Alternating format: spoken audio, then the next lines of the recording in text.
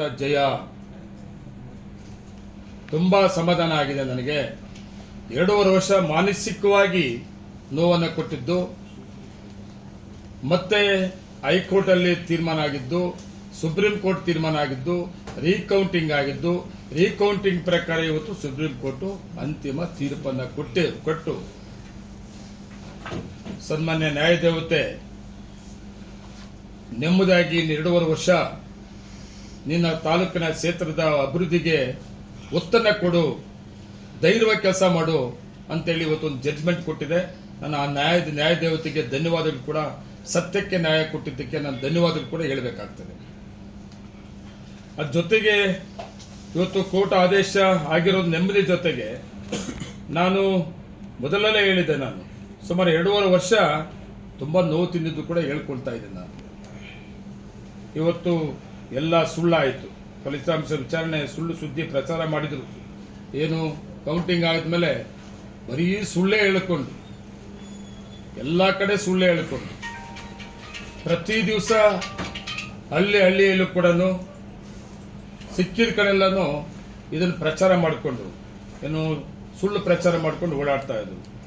ಅದು ಸಂವಿಧಾನ ವಿರುದ್ಧವಾಗಿ ಮತ ಎಣಿಕೆ ಆಗಿದ್ರು ಕೂಡ, ಸಂವಿಧಾನದ ಪ್ರಕಾರ ಮತ ಎಣಿಕೆ ಆಗಿ ಕೌಂಟಿಂಗ್ ಆಗಿದ್ರು ಕೂಡ ಅದನ್ನ ನಂಬಿಕೆ ಇಲ್ಲದೆ ಆದರೂ ಕೂಡ ಮಾತಾಡಿದ್ರು. ಎಷ್ಟೇ ಪ್ರಯತ್ನಗಳು ಮಾಡಿದ್ರು ಇದು ಸತ್ಯಕ್ಕೆ ಇವತ್ತು ಜಯ ಸಿಕ್ಕಿದೆ.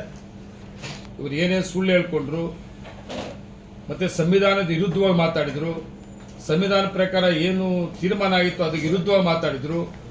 ಎಲ್ಲಕ್ಕೂ ಕೂಡ ಇವತ್ತು ಸುಪ್ರೀಂ ಕೋರ್ಟ್ ಫೇರ್ ಎಳೆದಿದೆ, ಸತ್ಯಕ್ಕೆ ಜಯ ಸಿಕ್ಕಿದೆ. ಆದರೆ ಇವತ್ತು ಇದನ್ನ ಹೇಳಿದೆ, ಇವರು ಯಾರು ಕೂಡ ಅಕ್ರಮವಾಗಿ ಗೆದ್ದಿಲ್ಲ, ಇವರು ರಿಯಲಿ ನಿಜವಾಗ್ಲೂ ಕೂಡ ಗೆದ್ದಿದ್ದಾರೆ ಅಂತೇಳಿ ಇವತ್ತು ಸುಪ್ರೀಂ ಕೋರ್ಟ್ ಕೂಡ ತೀರ್ಮಾನ ಕೊಟ್ಟಿದೆ. ಇನ್ನಾದರೂ ಕೂಡ ವೈಯಕ್ತಿಕವಾಗಿ ಮಾತಾಡಂತಹದ್ದು ಮತ್ತೆ ಹುಡುಕ್ಲಾಡಂತಹದ್ದು ಎಲ್ಲೇನು ಸಿಗ್ತದೆ ಅಂತ ಅದೇ ಕೆಲಸ ಮಾಡೋಂಥದ್ದಲ್ಲ. ಸಾಮಾನ್ಯ ಜನರ ವಿಶ್ವಾಸವನ್ನು ಗೆಲ್ಲಿಸುವಂತ ಹೇಳಿಕೆಗಳನ್ನು ಕೊಟ್ಕೊಂಡು ತಾಲೂಕಿನ ಜನತೆಯ ವಿಶ್ವಾಸವನ್ನು ತಗೊಬೇಕೆ ವಿನ ವೈಯಕ್ತಿಕವಾಗಿ ತೊಂದರೆ ಕೊಡೋದ್ರಿಂದ, ಪರ್ಸನಲ್ ಆಗಿ ಮಾತಾಡೋದ್ರಿಂದ ಇದರಿಂದ ಏನೂ ಆಗೋದಿಲ್ಲ ಅನ್ನೋದು ಇದೇ ಒಂದು ಉದಾಹರಣೆ. ಮಾಲೂರು ತಾಲೂಕು ಇತಿಹಾಸ ಕೂಡ ಇಲ್ಲ. ಮಾಲೂರು ತಾಲೂಕು ಇತಿಹಾಸ ಇವ್ರಿಗೆ ಗೊತ್ತಿಲ್ಲ. ಇವರಿಗೆ ನಾನು ಸುಮಾರು ಸಭೆಗಳನ್ನ ಹೇಳಿದ್ದೀನಿ. ಮಾಲೂರು ಇತಿಹಾಸ ಹೆಂಗಂದ್ರೆ ಜಾತ್ಯತೀತವಾಗಿ MLA ಕ್ಷೇತ್ರ ಇದು ಮಾಲೂರು ವಿಧಾನಸಭಾ ಕ್ಷೇತ್ರ. ನನ್ನ ತಾಲೂಕಿನ ಜನತೆ ನನ್ನ ರಾಜಕೀಯವಾಗಿ ಬೆಳೆಸಿದಂಥದ್ದು, ಮತ್ತೆ 2 ಬಾರಿ ಶಾಸಕನಾಗಿ ಮಾಡಿದಂಥದ್ದು ಕೂಡ ನನ್ನ ತಾಲೂಕಿನ ಜನತೆಗೆ ಆ ಗೌರವ ಸಲ್ಲಿಸಬೇಕಾಗ್ತದೆ. ನನ್ನ ತಾಲೂಕಿನ ಜನತೆಗೆ ನಾನು ಧನ್ಯವಾದಗಳು ಕೂಡ ಹೇಳಬೇಕಾಗ್ತದೆ.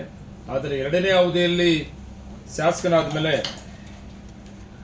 ನನ್ನ ತಾಲೂಕಿನ ಜನತೆಯ ಅವಕಾಶ 2ನೇ ಅವಧಿಗೂ ಕೂಡ ಕೊಟ್ಟಾದ ಮೇಲೆ ಕರ್ನಾಟಕ ರಾಜ್ಯದಲ್ಲಿ ಕಾಂಗ್ರೆಸ್ ಸರ್ಕಾರದಲ್ಲಿ ತಾಲೂಕಿನ ಅಭಿವೃದ್ಧಿಗೆ ನೆಮ್ಮದಿಯಾಗಿ ಕೆಲಸ ಮಾಡೋದಕ್ಕೆ ಮಾನಸಿಕವಾಗಿ ನೋವನ್ನು ತಿಂದಿದ್ದು ಇವತ್ತು ನನಗೆ ನೆಮ್ಮದಿಯನ್ನು ತಂದಿದೆ ಅಂತ ಅನ್ಕೋತೀನಿ ನಾನು. ಕಾರಣ ಚುನಾವಣೆ ಆಗಿ 2.5 ವರ್ಷ ಆದಮೇಲೆ ಏನು ಚುನಾವಣೆ ಸಂದರ್ಭದಲ್ಲಿ ಕೌಂಟಿಂಗ್ ಆಗಿ ಡಿಕ್ಲೇರ್ ಆದಮೇಲೆ ಬಿಜೆಪಿ ಅಭ್ಯರ್ಥಿ ಆದಂತ ಸನ್ಮಾನ್ಯ ಮಂಜುನಾಥ್ ಗೌಡರು ತಕರಾರನ್ನು ಹಾಕಿ ಅಕ್ರಮವಾಗಿ ಗೆದ್ದಿದ್ದಾರೆ, ಮೋಸ ಮಾಡಿ ಗೆದ್ದಿದ್ದಾರೆ. ಅಧಿಕಾರಿಗಳು ಎಲೆಕ್ಷನ್ ಕೌಂಟಿಂಗ್ ಮಾಡಿರೋದು ಸರಿಯಿಲ್ಲ ಅಂತೇಳಿ ಕೋರ್ಟ್ಗೆ ಹೈಕೋರ್ಟ್ಗೆ ಹೋಗಿ ಸುಮಾರು 2 ವರ್ಷ ಹೈಕೋರ್ಟಲ್ಲಿ ಡೇಟ್ಗಳನ್ನು ಹಾಕೊಂಡು ಒಂದು ತೀರ್ಪನ್ನು ತಗೊಂಡಿದ್ದು ಕೂಡ ಆ ತೀರ್ಪು ತುಂಬಾ ನೋವು ಕೂಡ ಕೊಟ್ಟಂತಹದ್ದು. ನನಗೆ ನನ್ನ ತಾಲೂಕಿನ ಜನತೆಗೆ ಅಸಿಂಧು ಮಾಡಿ ರೀಕೌಂಟಿಂಗ್ ಮಾಡಿ ಅಂತೇಳಿ ಒಂದು ಆದೇಶ ಬಂದಾಗ ತುಂಬಾ ನೋವು ತಿಂದ ನಾನು. ನನಗೆ ಅಕ್ರಮ ಅನ್ನೋದು ಗೊತ್ತಿಲ್ಲ, ಮೋಸ ಮಾಡೋದು ಗೊತ್ತಿಲ್ಲ. ಆದರೂ ಕೂಡ ಯಾಕೆ ಹೈಕೋರ್ಟ್ ಇಂಥ ತೀರ್ಮಾನ ಬಂತಲ್ಲ ಅಂತ ನೋವು ತಿಂದು ಅಪೀಲ್ ಹೋಗಬೇಕಾಯಿತು ಸುಪ್ರೀಂ ಕೋರ್ಟ್ಗೆ. ಸುಪ್ರೀಂ ಕೋರ್ಟ್ ಅಸಿಂಧುವನ್ನ ಒಪ್ಪದೆ ರೀಕೌಂಟಿಂಗ್ ಅನ್ನ ಮಾಡಿ ಅಂತ ಆದೇಶ ಮಾಡಿದ ಮೇಲೆ ಸುಪ್ರೀಂ ಕೋರ್ಟ್ ಆದೇಶ ಪ್ರಕಾರ ರೀಕೌಂಟಿಂಗ್ ಕೂಡ ಆಯಿತು. ರೀಕೌಂಟಿಂಗ್ ಆದಮೇಲೆ ನಾನು ಕೌಂಟಿಂಗಲ್ಲಿ ಎಲೆಕ್ಷನಲ್ಲಿ ನಾನು ಗೆದ್ದಿದ್ದೆ 248 ಓಟು ಅಂತೇಳಿ. ರೀಕೌಂಟಿಂಗ್ ಮಾಡಿದಾಗ ಅದು ಸರಿ ಇತ್ತು, ಯಾವುದೇ ಡಿಫ್ರೆನ್ಸು ಇಲ್ಲ. ಮತ್ತು 250 ಓಟು 2 ಓಟು ಕೂಡ ಎಕ್ಸ್ಟ್ರಾ ಕೂಡ ಆಯಿತು. ಪೋಸ್ಟ್ ಬ್ಯಾಲೆಟ್ ಕಡೆಯಿಂದ 2 ಓಟು ಎಕ್ಸ್ಟ್ರಾ ಆಗಿ ಕೌಂಟಿಂಗ್ ಮುಗಿದಿತ್ತು. ಆ ಪ್ರೊಸೀಜರು ಕೌಂಟಿಂಗ್ ಮುಗಿದಾದ ಮೇಲೆ ಸೀಲ್ಡ್ ಕವರ್ ಮಾಡಿ ಹೈಕೋರ್ಟ್ ಸುಪ್ರೀಂ ಕೋರ್ಟ್ ಕಳಿಸ್ಬೇಕಾಯಿತು. ಸುಪ್ರೀಂ ಕೋರ್ಟಲ್ಲಿ ಸೀಲ್ಡ್ ಕವರನ್ನು ಓಪನ್ ಮಾಡಿ ಅಲ್ಲಿ ಜಡ್ಜ್ಮೆಂಟ್ ಕೊಡುವಂಥದ್ದು ಬಾಕಿ ಇತ್ತು. ಆದರೆ ರೀಕೌಂಟಿಂಗ್ ಆಗಿತ್ತು, ಏನು ಮಾಮೂಲಿ ರೀಕೌಂಟಿಂಗ್ ಪ್ರೊಸೀಜರ್ ಇತ್ತು ಅದರ ಪ್ರಕಾರ ಎಲ್ಲ ಆಗಿತ್ತು. ಎಲ್ಲ ಅಭ್ಯರ್ಥಿಗಳು, ಏಜೆಂಟ್ಸು ಮತ್ತು ಕೌಂಟಿಂಗು, ಯಾರ್ಯಾರಿಗೆ ಎಷ್ಟೆಷ್ಟು ಬಂತು ಎಲ್ಲ ಇತ್ತು. ಎಲ್ಲರಿಗೂ ಗೊತ್ತಿರೋಂತೆ ಮಾಡಿದರು. ಆದರೆ ಅಫ್ಸಿಯಲ್ ಆಗಿ ರೀಕೌಂಟಿಂಗ್ ಅನ್ನ ಡಿಕ್ಲೇರ್ ಮಾಡೋಂಥ ಒಂದು ಅವಕಾಶ ಇರಲಿಲ್ಲ. ಅದು ಏನಿದ್ರು ಕೂಡ ಏನು ರೀಕೌಂಟಿಂಗ್ ಆಗಿದೆ, ಯಾವ ಅಭ್ಯರ್ಥಿಗೆ ಏನನ್ನು ಓಟ್ ಬಂದಿದೆ ಅನ್ನೋದನ್ನ ಸುಪ್ರೀಂ ಕೋರ್ಟ್ ಕಳಿಸ್ಕೊಡ್ಬೇಕಾಗಿತ್ತು. ಆ ಪ್ರೊಸೀಜರ್ ಮುಗಿದಿತ್ತು. ಆದರೆ ಅದಾದರೂ ಕೂಡ ಸುಮಾರು 2.5-3 ತಿಂಗಳು ಆಯ್ತೇನೋ, ನಾನು ಡೇಟು ಸರಿಯಾಗಿ ನೆನಪಿಟ್ಕೊಂಡಿಲ್ಲ. ಸುಪ್ರೀಂ ಕೋರ್ಟ್ ಜಡ್ಜ್ಮೆಂಟು ಸಿಕ್ಕಿರಲಿಲ್ಲ. ಆದರೆ ಇವತ್ತು ಡೇಟ್ ಇತ್ತು. ಇವತ್ತು supreme court case number 123/79/25 CLP ವಿಚಾರಣೆಯಲ್ಲಿ ದಿನಾಂಕ 5/2/26 ಚುನಾವಣೆ ಆಯೋಗದ ಪರವಾಗಿ ಬಂದಂತ ವಕೀಲರು ಮತ್ತು ಎಣಿಕೆಯ ಮರು ಎಣಿಕೆಯ ಸೀಲ್ ಮಾಡಿದ ವರದಿಯನ್ನು ಸಲ್ಲಿಸಿದರು. ಮಾನ್ಯ ಉಚ್ಚ ನ್ಯಾಯಾಲಯವು ತೆರೆದ ಕೋರ್ಟಿನಲ್ಲಿ ಓಪನ್ ಕೋರ್ಟ್ ಸೀಲ್ ತೆರವುಗೊಳಿಸಿ ಮರು ಎಣಿಕೆಯ ವರದಿಯನ್ನು ಪರಿಶೀಲಿಸಿ ಅಭ್ಯರ್ಥಿಗಳು ಪಡೆದ ಮತಗಳ ಫಲಿತಾಂಶವನ್ನು ಪ್ರಕಟಿಸಿ ಮಾಲೂರು ವಿಧಾನಸಭಾ ಕ್ಷೇತ್ರ 149 ಕ್ಷೇತ್ರಕ್ಕೆ ಉಳಿದ ಅವಧಿಗೆ ಶಾಸಕರಾಗಿ KY ನಂಜೇಗೌಡರವರು ಮುಂದುವರಿಯುತ್ತಾರೆ ಎಂದು ಅಧಿಕೃತವಾಗಿ ನ್ಯಾಯಾಲಯದಲ್ಲಿ ಘೋಷಣೆ ಆಗಿದೆ. ಫಲಿತಾಂಶ ಮರು ಎಣಿಕೆ ಅವಶ್ಯಕತೆ ಇರಲಿಲ್ಲ. ಆದರೂ ಕೂಡ ಇವರು ಗೊಂದಲವನ್ನು ಸೃಷ್ಟಿ ಮಾಡಿ ಬೇಕಾದಷ್ಟು ತೊಂದರೆಗಳನ್ನು ಕೊಟ್ಟಿದ್ದಾರೆ. ನಾನು ಒಂದು ಮಾತನ್ನ ಹೇಳ್ತೇನೆ ವಿರೋಧ ಪಕ್ಷದವರಿಗೆ, ಏನು ರೀಕೌಂಟಿಂಗ್ ಬೇಕು ಅಂತ ಹೇಳಿದವರಿಗೆ, ನಮ್ಮ ಮಾಲೂರು ತಾಲೂಕಿನ ಜನತೆ ತುಂಬಾ ಒಳ್ಳೆ ಜನ. ಅವರು ಕೊಟ್ಟಂತ ತೀರ್ಪು ಒಳ್ಳೆ ತೀರ್ಪು.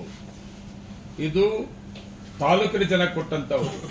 ಇವ್ರಿಗೂ ಕೂಡ ಒಂದು ಸಾರಿ ತೀರ್ಪು ಕೊಟ್ಟಿದ್ರು. ನಾವು ಎಲ್ಲರೂ ಸೇರಿ ತೀರ್ಪನ್ನ ಕೊಡಿಸಂತದ್ದು ಮಾಡಿದೀವಿ. ನಾವು 5 ವರ್ಷ ಶಾಸಕರಾಗಿ ಕೆಲಸ ಕೂಡ ಮಾಡಿದಂಥದ್ದು. ಗೌರವವಾಗಿ ನಡ್ಕೊಂಡಿದ್ದಿದ್ರೆ, ಸಂವಿಧಾನದ ಮೇಲೆ ನಂಬಿಕೆ ಇದ್ದಿದ್ರೆ, ನಂಬಿಕೆ ಮೇಲೆ ನಂಬಿಕೆ ಇದ್ದಿದ್ರೆ, ನಮ್ಮದವ್ರ ಮೇಲೆ ನಂಬಿಕೆ ಇಟ್ಕೊಂಡಿದ್ದಿದ್ರೆ ಇವತ್ತು ಮಾಲೂರು ತಾಲೂಕಲ್ಲಿ ನಾನು ಶಾಸಕನಾಗ್ತಾ ಇರಲಿಲ್ಲ. ಯಾವುದೂ ಗೊತ್ತಿಲ್ಲದೆ, ಜೊತೆಲಿರೋರ ಮೇಲೂ ನಂಬಿಕೆ ಇಲ್ಲದೆ, ಮತ್ತೆ ದೊಡ್ಡಸ್ಗೆ ಅಂತ ಗೊತ್ತಿಲ್ಲದೆ, ಗೌರವ ಕೊಡೋದು ಗೊತ್ತಿಲ್ಲದೆ ಇವತ್ತು ಇವೆಲ್ಲ ಅನುಭವಿಸಿದ್ದು. ಇವತ್ತು ನಿಜವಾಗ್ಲೂ ನಾನು 2ನೇ ಅವಧಿಗೆ ಶಾಸಕನಾಗಿದ್ದೀನಿ. ಮತ್ತೆ ಮಂಜುನಾಥ ಗೌಡರಿಂದ, ಬಿಜೆಪಿ ಮಾಜಿ ಶಾಸಕರಿಂದ 3ನೇ ಅವಧಿಗೆ ಕೂಡ ನಾನು ಇವತ್ತು ಶಾಸಕನಾಗಿದ್ದೀನಿ. 3ನೇ ಅವಧಿಗೆ ಕೂಡ ಎಲೆಕ್ಷನ್ ಆಗೋದು 5 ವರ್ಷಕ್ಕೆ ಒಂದ್ಸಾರಿ ಆಗ್ತದೆ. ಒಂದು ಕೌಂಟಿಂಗ್ ಆಗ್ತದೆ. ಅದು ಭಾರತ ದೇಶದಲ್ಲಿ ಮೊಟ್ಟ ಮೊದಲ ಇದು ರೀಕೌಂಟಿಂಗ್. ಇದು ಏನು ವಿವಿಎಂಗಳು ಬಂದ ಮೇಲೆ ಮೊದಲ ರೀಕೌಂಟಿಂಗ್ ದೇಶದಲ್ಲಿ ನೋಡ್ತಾ ಇತ್ತು. ಇದನ್ನ ರೀಕೌಂಟಿಂಗ್ ಏನಾಗ್ತದೆ, ಅಸಿಂಧು ಅಂತೇಳಿ ಮಾಡಿ ರೀಕೌಂಟಿಂಗ್ ಅಂತ ಮಾಡಿದ್ದು, ಅದು ಕೂಡ ದೇಶ ಕೂಡ ನೋಡ್ತಾ ಇತ್ತು. ಸುಪ್ರೀಂ ಕೋರ್ಟ್ ಅಸಿಂಧು ತೆಗೆದು ರೀಕೌಂಟಿಂಗ್ ಮಾಡಿ ಅಂತ ಹೇಳಿದ್ದು ಕೂಡ ನೋಡ್ತಾ ಇತ್ತು. ರೀಕೌಂಟಿಂಗ್ ಅಲ್ಲಿ ಏನಾಗ್ತದೆ, ಯಾಕಂದ್ರೆ ನಾವು ಕಾಂಗ್ರೆಸ್ ಅವರು ಓಟು ಸೋರಿ ಒಂದು ಆಂದೋಲನ ಮಾಡ್ತಾ ಇದ್ದೀವಿ. ಇದನ್ನ ಬಿಜೆಪಿ ಅವರು ಹೇಳ್ತಾ ಇದ್ರು, ಇಲ್ಲಿ ಮಾಲೂರಲ್ಲಿ ಆಗಿದೆ, ಕಾಂಗ್ರೆಸ್ ಶಾಸಕರಾಗಿ ಮಾಡಿಬಿಟ್ಟಿದ್ದಾರೆ ಅಂತ ಹೇಳ್ತಾ ಇದ್ರು. ಅದು ಒಂದು ಕಡೆ ನೋಡ್ತಾ ಇತ್ತು, ದೇಶನ ನೋಡ್ತಾ ಇತ್ತು.